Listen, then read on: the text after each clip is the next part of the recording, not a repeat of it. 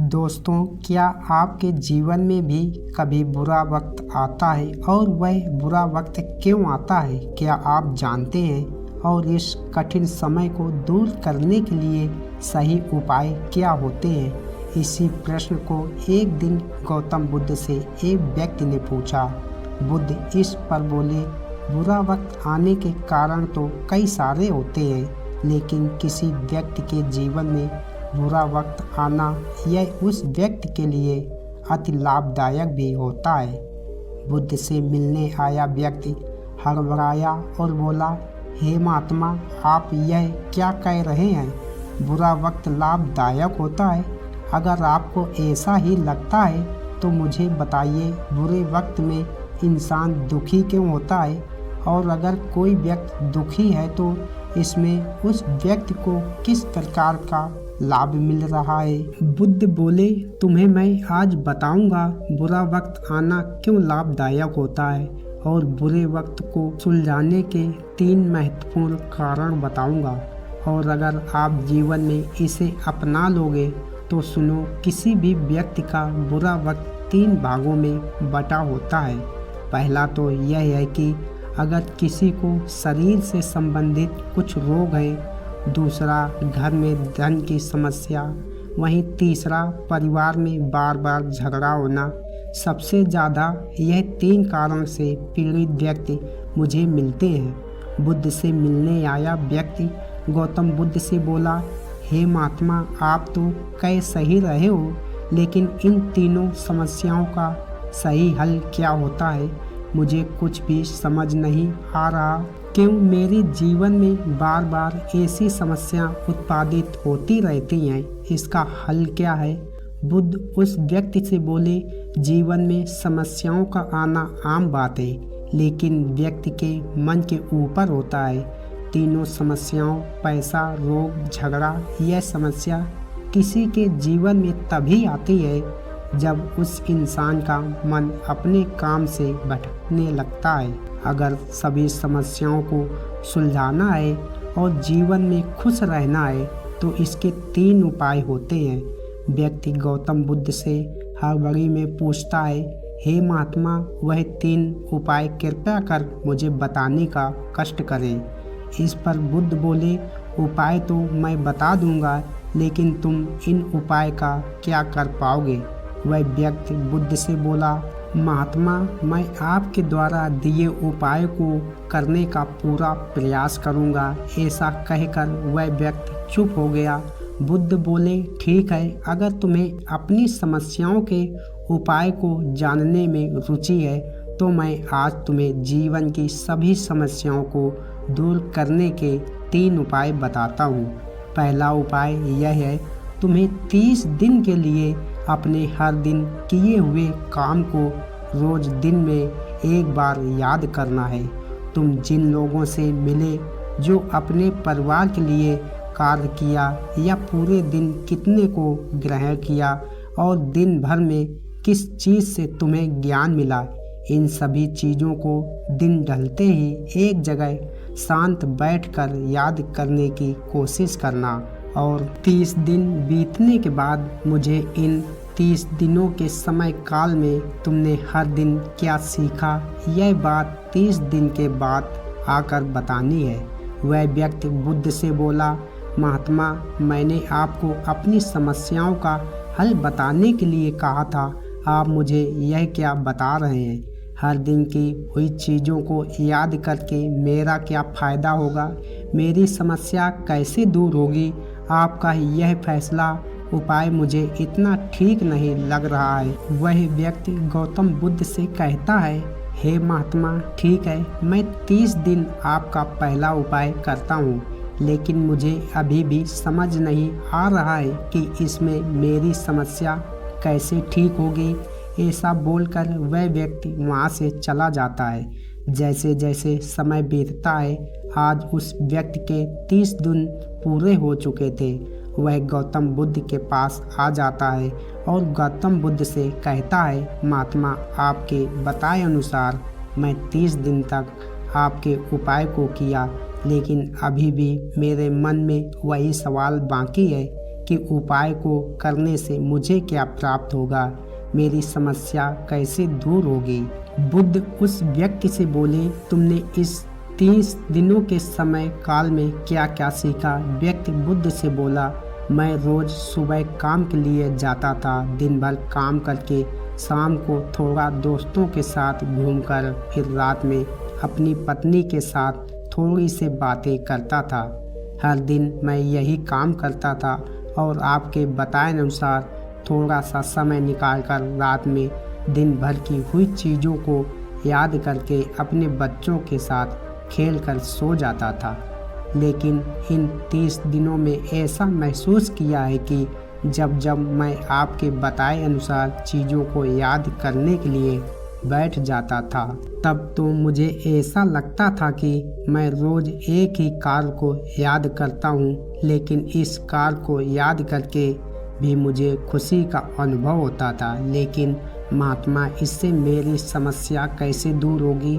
बुद्ध उस व्यक्ति से बोले, तुम जब दिन भर काम करके रात में उन चीज़ों को याद करते थे तो तुम्हारे मन में अपने दिन भर के किए हुए सही काम को रात में याद करके खुशी का अनुभव होता था, जिससे तुम्हारा मन तुम्हें उस काम को अगले दिन फिर करने के लिए प्रोत्साहित करता था।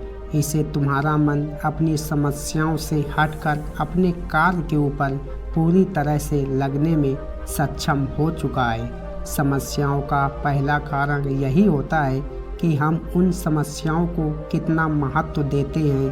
अगर तुम अपनी समस्याओं के बारे में मन में सोच सोच कर दुखी ना हो और अपने कार्य की ओर अग्रसर रहो तो समस्या भी सही कर्म को करने से दूर जरूर होती है। वह व्यक्ति गौतम बुद्ध से बोला, बुद्ध, आप कहे तो सही रहे हो, लेकिन फिर भी समस्याओं को ना सोचकर समस्याओं का हल तो नहीं मिल सकता। आप मुझे दूसरा उपाय भी बताइए।